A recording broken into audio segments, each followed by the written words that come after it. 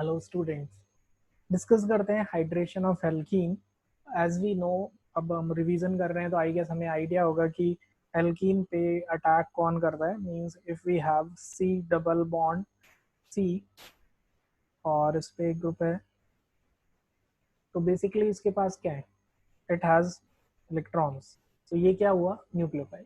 जिसके पास भी इलेक्ट्रॉन्स होते हैं, एल्कीन, एल्काइन, बेंजीन, वो न्यूक्लियोफाइल होते हैं। न्यूक्लियोफाइल पे कौन अटैक करता है? इलेक्ट्रोफाइल। तो ध्यान रहे, always rate determining step is attack of electrophile. और इलेक्ट्रोफाइल अटैक करने के बाद यहाँ पे बनता है, जस्ट मैं एक ओवरव्यू दे रहा हूँ एज सच एज, तो आपको ये मैकेनिज्म आता ही होगा। जस्ट मैंने एक बेसिक ओवरव्यू दिया है, जिन बच्चों को थोड़ा सा आइडिया नहीं है वो देख ले, नहीं तो आप स्किप कर सकते हैं, आगे क्वेश्चन है। तो यहाँ पे जैसे ही ई प्लस आया, इसने अटैक किया। और ऑलवेज हम क्या करते हैं, अटैक को इस तरीके से दिखाते हैं, ट्रांसफर ऑफ इलेक्ट्रॉन को दिखाया मैंने। अब जैसे ही इलेक्ट्रोफाइल ने अटैक किया, किसी एक साइड कार्बोकेटायन बन जाएगा और किसी एक साइड इलेक्ट्रोफाइल कनेक्ट हो जाएगा। तो this is the basic mechanism, ये इस रिएक्शन को करने का बेसिक मैकेनिज्म है। अब हाइड्रेशन ऑफ एल्कीन का मतलब है एडिशन ऑफ वाटर। वाटर अगर स्टैंडर्ड वे में अगर हम बोलें तो करेक्ट वे तो कहने का यही है कि जो अटैक करता है वो H3O प्लस करता है। बट हम जनरली क्या लिखते हैं? H plus, because H plus आप आयनिक इक्विलिब्रियम में पढ़ चुके हैं, इंडिपेंडेंटली एग्जिस्ट नहीं करता है। तो अगर कहीं H3O प्लस भी लिखा है, स्टैंडर्ड बुक में यही लिखते हैं, तो वो करेक्ट है। बट हम H प्लस से दिखाते हैं क्योंकि आइडिया हमें उससे ज़्यादा आसान पड़ता है। तो very first step is attack. तो जस्ट एक एग्जांपल लेता हूँ। लेट्स से कि हमारा एग्जांपल है वेरी कॉमन क्वेश्चन। ये क्वेश्चन मेंस में, नीट में, सब में बहुत ही कॉमन क्वेश्चन है। तो इस क्वेश्चन में सबसे पहले हम किसका अटैक कर रहे हैं? We are taking H plus. H plus का अटैक करेंगे एंड वी फॉर्म कार्बोकेटाइन। और उसमें इंपॉर्टेंट चीज़ है, it is rate determining step. मतलब अगर कभी भी पूछा जाए कौन सा इलेक्ट्रोफाइल, कौन सा एल्कीन रिएक्टिव है, तो आप ऑलवेज डिपेंड करेगा फॉर्मेशन ऑफ कार्बोकेटाइन के बेसिस पे ये बात डिपेंड करती है। यहाँ पे जैसे ही इसने अटैक किया, तो आपके पास दो पॉसिबिलिटी है कार्बोकेटाइन बनाने की। लेकिन आप इन दोनों पॉसिबिलिटी में से कौन सा कार्बोकेटाइन बनाएंगे जो ज़्यादा स्टेबल होगा? तो we have two possibilities here. दो पॉसिबिलिटी है, एक हो सकता है कार्बोकेटाइन यहाँ बने, दूसरा हो सकता है इधर बने। ठीक है, मतलब जब हमने ये शो किया कि इसने जाके H प्लस पे अटैक किया, तो दोनों में से किसी भी साइड इलेक्ट्रॉन का ट्रांसफर हो सकता है, but always more stable carbocation पे आपको प्लस लगा देना है। जैसे ही उधर प्लस लग जाएगा, पॉजिटिव चार्ज, तो आपके पास दो पॉसिबिलिटीज है। तो आपको समझ आ गया, ये ज़्यादा स्टेबल है तो ये मेजर प्रोडक्ट है, और ये कम स्टेबल है तो ये minor product. Now our product is, product क्या है? तो जहाँ ज़्यादा स्टेबल कार्बोकेटाइन है उधर हम OH लगा देते हैं। That is our answer. So we have two possible products, but more stable product is, जिसमें ज़्यादा स्टेबल कार्बोकेटाइन होगा वो हमारा मेजर प्रोडक्ट होगा। नाउ जैसे ही कार्बोकेटाइन बन रहा है, तुरंत हमारे माइंड में ये बात आ जाती है कि carbocation forms means rearrangement will occur. Carbocation बन रहा है, carbocation form, therefore rearrangement will occur. क्या होगा? रीअरेंजमेंट होगा। तो ये पॉइंट मिस नहीं करना है, ऑलवेज चेक करना है क्या रीअरेंजमेंट की पॉसिबिलिटी है, कैसे भी किसी भी तरीके से। अगर ये पॉसिबिलिटी है तो आप प्रोडक्ट उसी के अकॉर्डिंग बनाएंगे। तो कार्बोकेटाइन बनने के बाद H2O अटैक करता है। मतलब एक बार दिखा देते हैं यहाँ पे आपको कि OH2 प्लस बनता है अटैक करने पे, लेकिन ऑक्सीजन पे पॉजिटिव क्या होता है? अनस्टेबल। तो इसलिए हम क्या करते हैं, एक H हटा देते हैं। तो जो फाइनली बचता है वो क्या बनता है? Only H। तो इस तरीके से हमारा अल्कोहल बना। एक बार मैं और थोड़ा डिटेल में बता देता हूँ। वाटर ने अटैक किया है, H चला गया है, और क्या बचा है? OH। ये मैकेनिज्म है इसका। ठीक है, तो H प्लस आया था और बाद में H प्लस चला गया, तो देखा जाए तो पूरी रिएक्शन में H प्लस कंज्यूम नहीं हुआ। That's why it is called as acid catalysed. इसलिए हम इसको क्या बोलते हैं? एसिड कैटेलाइज्ड मैकेनिज्म बोलते हैं, क्योंकि पहले स्टेप में H प्लस आया। और अगर ध्यान से हम देखें तो जब इस पे अटैक किया होगा, मैं मेजर प्रोडक्ट लेके ही डिस्कस कर रहा हूँ, जब इस पे वाटर ने अटैक किया होगा तो क्या बना होगा, OH2 प्लस। उसने अटैक किया, OH2 प्लस बन गया है। अब बताओ समझ आ रहा है क्या होगा। ये स्टेप तो हर बच्चा लिख देता है, रिमूवल ऑफ H प्लस, यहाँ से H प्लस चला गया क्योंकि ये हाईली अनस्टेबल है। तो देखो ध्यान से देखो, पहले स्टेप में H प्लस आ रहा था, दूसरे स्टेप में H प्लस चला गया, मतलब H प्लस कंज्यूम नहीं हुआ। इसीलिए इस टाइप की रिएक्शन को एसिड कैटेलाइज्ड भी बोल देते हैं। तो अगर कहीं वर्ड यूज होता है एसिड कैटेलाइज्ड या बेस कैटेलाइज्ड, तो इसका ये मतलब है उस रिएक्शन में एसिड कंज्यूम ही नहीं हुआ या बेस कंज्यूम ही नहीं हुआ। यहाँ पे कैटेलाइज का ही नहीं, तो कैटलिस्ट क्या होते हैं, जो रिएक्शन में इन्वॉल्व तो होते हैं बट एट द एंड वापस आ जाते हैं। तो that's why we can say, इसलिए हम ये बोल सकते हैं कि ये एसिड कैटेलाइज्ड है। नाउ दूसरा क्वेश्चन जो इस पे आता है, तो आपको बताना होता है कि कौन सा एल्कीन ज्यादा रिएक्टिव है towards electrophilic attack, which alkene is more reactive towards electrophilic attack. तो we have options, CH2 double bond CH2, आपको पता है rate determining step attack of electrophile और फॉर्मेशन ऑफ कार्बोकैटायन था। तो कहीं ना कहीं आपके पास जितने भी ऑप्शंस होंगे आप हमेशा उसमें कार्बोकैटायन की स्टेबिलिटी ही देखेंगे। तो लेट्स से हमारे पास ये एल्कीन्स हैं सारे, और आपको से पूछा है कि इन्हें अरेंज करिए rate of electrophilic addition reaction. Electrophilic, अब जरूरी नहीं है कि एवरी टाइम आपको इलेक्ट्रोफिलिक वर्ड लिखें, कंपटीशन में ये भी बोल सकते हैं rate of hydration. Rate of hydration is an indirect way of asking electrophilic. तो आपको पता होना चाहिए कि इलेक्ट्रोफिलिक में एडिशन वाटर का अटैक या रिएक्शन, या फिर ऐसे ही बोल सकते हैं, और रिएक्टिविटी टुवर्ड्स HBr, क्योंकि HBr में भी जो पहला स्टेप है वो अटैक ऑफ H प्लस है, which is rate determining step. तो ऑलवेज जो भी इलेक्ट्रोफिलिक एल्कीन की जितनी भी रिएक्शन है, HBr, HCl, HI या जनरली HX या वाटर का अटैक, ये सारा किस पे डिपेंड करेगा, it always depends on stability of carbocation. ध्यान से सुनो, कार्बोकैटायन की स्टेबिलिटी में मतलब आपको हमेशा बॉन्ड को तोड़ना है, डबल बॉन्ड को, और डबल बॉन्ड को तोड़ के आपको क्या बनाना है, पॉजिटिव चार्ज। तो आप एक बार पॉजिटिव चार्ज यहाँ बनाएंगे, एक बार पॉजिटिव चार्ज इधर बनाएंगे, और इसे ब्रेक करके एक बार पॉजिटिव चार्ज इधर बनाएंगे। अगर आप इसको ध्यान से ऑब्जर्व कर रहे हैं तो आपको ये चीज़ क्लियरली नज़र आ रही होगी कि इसमें जो कार्बोकैटायन है वो प्राइमरी है, इसमें जो कार्बोकैटायन है वो सेकेंडरी है, और इसमें जो कार्बोकैटायन है वो टर्शियरी है।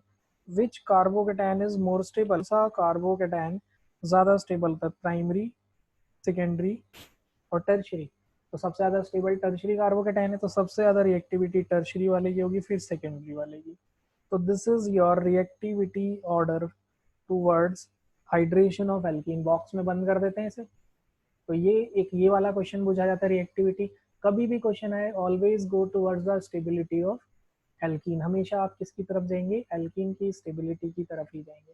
बट इन केस एल्किन की स्टेबिलिटी, सॉरी गलत बोल रहा हूँ मैं, कार्बोकैटायन की स्टेबिलिटी की तरफ जाएंगे। बट इन केस अगर कार्बोकैटायन सेम ही बन रहा होगा तो आप प्लस आई इफेक्ट भी देखेंगे। आप ये भी बोल सकते हैं कि plus I effect increases reactivity of alkene, plus I और प्लस आर। तो आप एक दूसरा तरीका सोचने का ये भी है कि अगर प्लस आई या प्लस आर, देखिए ज्यादा डोमिनेंट हाइपर कॉन्जुगेशन होता है उससे ज्यादा डोमिनेंट रेजोनेंस होता है। बट अगर ये मैच टाई हो रहा है तो फिर हम क्या देखेंगे, इंडक्टिव इफेक्ट। इंडक्टिव इफेक्ट के बेसिस पे डिसाइड करेंगे which is more reactive towards electrophilic attack, electrophilic attack के लिए कौन ज्यादा रिएक्टिव है। तो जनरली हमारा मेंस में बहुत मुश्किल क्वेश्चन नहीं आता, वो बेसिक बेसिक चेक कर रहे होते हैं। तो मेंस में तो इस क्वेश्चन से आप बता देंगे कि कार्बोकैटायन की स्टेबिलिटी के बेसिस पे कि कौन ज्यादा रिएक्टिव है।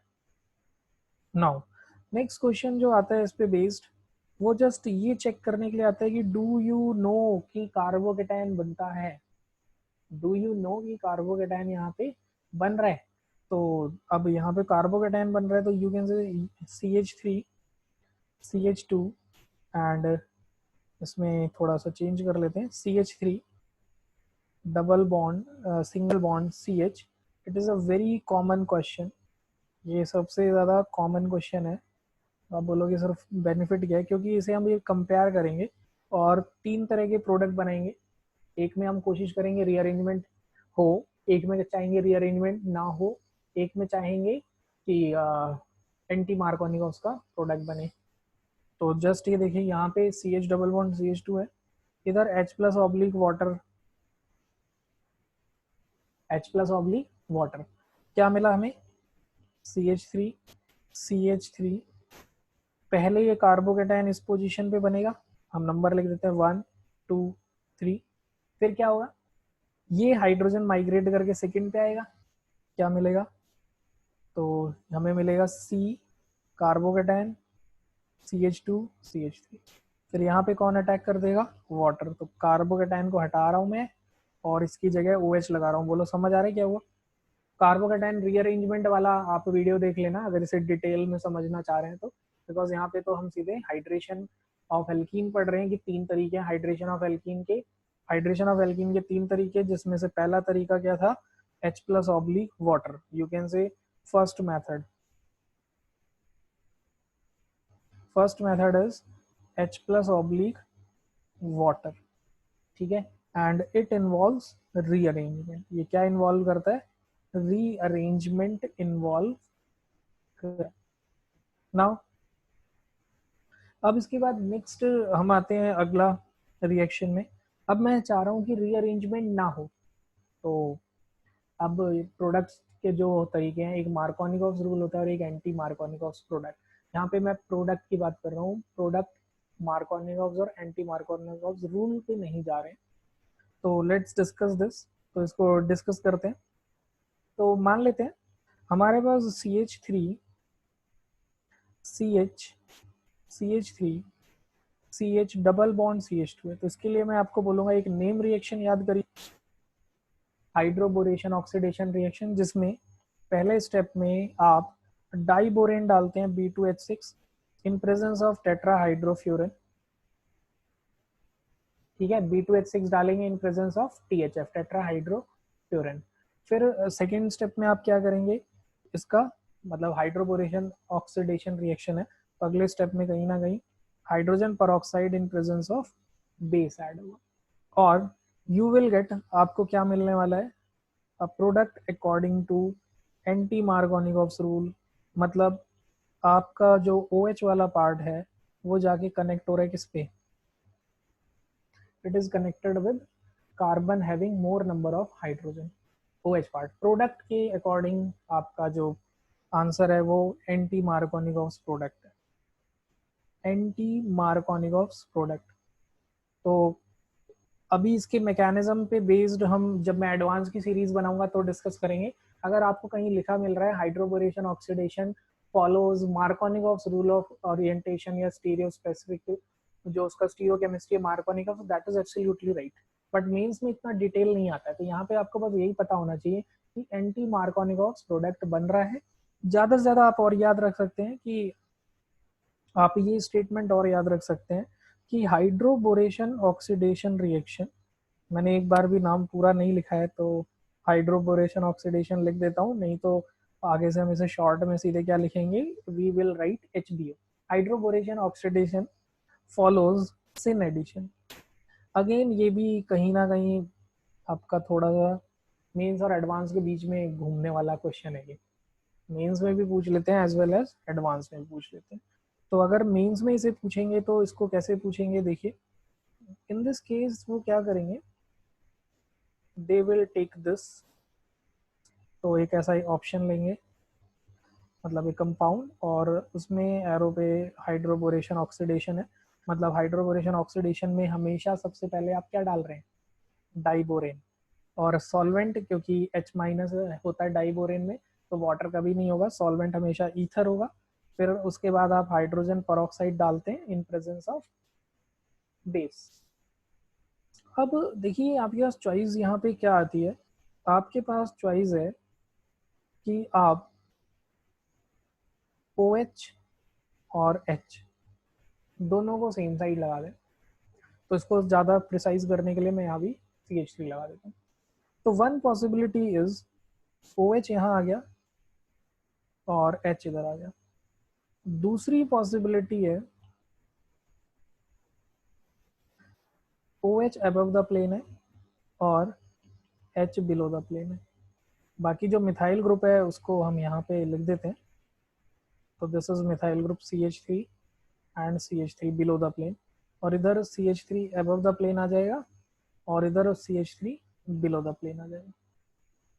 तो ये दो पॉसिबिलिटीज हमारे पास आ गई, बट ध्यान रहे, बार बार याद रखो, एडिशन कौन सा है? सिन।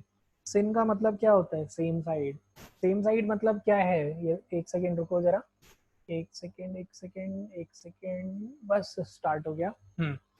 तो सिन का मतलब यहाँ पे क्या है? Same side. सेम साइड मतलब या तो अटैकिंग ग्रुप दोनों ऊपर रहेंगे या दोनों नीचे रहेंगे। मतलब या तो ये CH3, अब ये क्या है? प्लेनर स्ट्रक्चर है। ये जो स्ट्रक्चर है ये प्लेनर है। प्लेनर है तो ये प्लेन पे है, बट इसके चांसेस क्या होंगे? या तो मिथाइल ग्रुप दोनों ऊपर होंगे या मिथाइल ग्रुप दोनों नीचे होंगे। तो अब क्या करेंगे? CH3 नीचे, क्या CH3 नीचे, तो ये करेक्ट है एंड दिस ऑप्शन इज, और ये वाला जो ऑप्शन है ये इनकरेक्ट है। तो ऑप्शन में अगर ये है, अगर आपको ये वाला ऑप्शन दिख रहा है तो करेक्ट है, बट अगर आपको ये वाला ऑप्शन भी दिख रहा है कि क्या किया है, दोनों CH3 को अबव द प्लेन बनाया है और बाकी को बिलो द प्लेन, तो वो भी करेक्ट है। It is also correct. ये भी क्या है हमारा? करेक्ट है। बट एक अबव द प्लेन एक बिलो द प्लेन गलत है।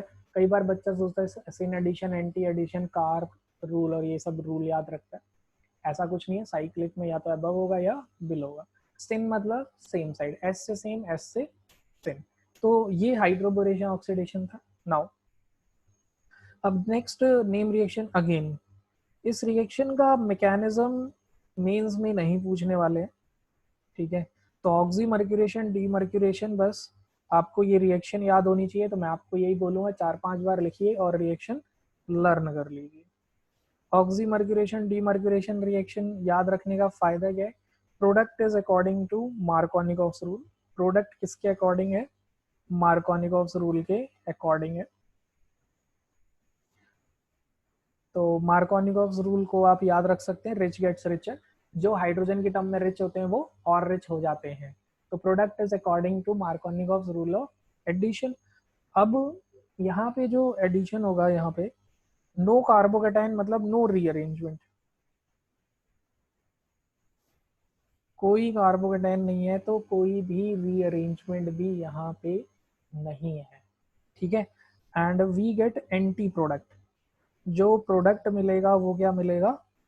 एंटी मिलेगा। नाउ एक रिएक्शन के थ्रू इसको भी समझ की, एक रिएक्शन लिखते हैं उसके थ्रू इसको भी समझने की कोशिश करेंगे कि ये हमें समझ आ रहा है या नहीं।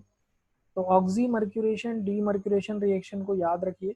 सबसे पहले याद रखिए कि इसमें हम क्या लेते हैं? HgOAc, mercuric acetate. और solvent can vary. Solvent water होगा तो OH लगेगा, ईथर होगा तो OET लगेगा। सेकेंड जो वो डालेंगे नेक्स्ट इसके बाद डीमर्क्यूरेशन या रिडक्शन। तो हम यूज करते हैं NaBH4 in presence of base, OH minus use कर रहे हैं। क्या यूज कर रहे हैं? OH minus. Now because rearrangement नहीं होने वाला है तो you will get only Markovnikov's product. Markovnikov's rule क्या कह रहा है? हाइड्रोजन की टर्म में डबल बॉन्डेड कार्बन में कौन सा कार्बन रिच है? देखो कौन सा कार्बन रिच है? ये वाला। अब ये और ज्यादा रिच हो गया, 2 से 3 हो गए। इनकी करेंसी हाइड्रोजन है। डबल बॉन्ड के अराउंड जो कार्बन है इनका अमीरी गरीबी का पता हाइड्रोजन की टर्म में लग रहा है। तो दोनों डबल बॉन्डेड कार्बन में ये अमीर था और रिएक्शन के बाद और अमीर हो गया। ये किसने बताया? मार्कोनिकॉफ्स ने। रिच गेट्स रिचर, मार्कोनिकॉफ्स की। नो रीअरेंजमेंट अकर। प्रोडक्ट कैसा बनेगा? एंटी। एंटी को समझने के लिए यहाँ पे हम क्या करेंगे, एक और एग्जांपल डिस्कस करते हैं जैसे अभी किया था हमने। अगर यहाँ पे 2 मिथाइल ग्रुप हैं, अभी तो डबल बॉन्डेड तो क्या होगा? प्लेनर होगा। तो प्लेनर होने की वजह से HgOAc, अब ऐसा करते हैं समझाने के लिए C2H5OH ले लेता हूँ। अब मैंने वाटर की जगह, ध्यान दो, ध्यान देना, यहाँ वाटर लिया है, यहाँ इथेनॉल है, ठीक है। इधर वाटर है और इधर क्या है? इथेनॉल। तो देखो फर्क क्या आ जाएगा? इधर वाटर था तो क्या जुड़ा? इधर वाटर था तो क्या जुड़ा? OH। इधर क्या है देखो, इधर इथेनॉल है तो क्या जुड़ेगा, O C2H5। ठीक है। अब प्रोडक्ट जो बनेगा वो एंटी एडिशन के अकॉर्डिंग बनेगा। एंटी के अकॉर्डिंग बनेगा मतलब CH3 बिलो द प्लेन, दूसरा अबव द प्लेन। ठीक है, इससे भी समझ सकते हो। तो मैं देखो क्या बना रहा हूँ, क्योंकि यहाँ पे दोनों तरफ सब चीजें सेम है, तो O C2H5 अगर ऊपर है तो हाइड्रोजन नीचे है। और अगर यहाँ पे हम कह सकते हैं कि ऊपर मिथाइल है और यहाँ पे क्या है, नीचे मिथाइल है।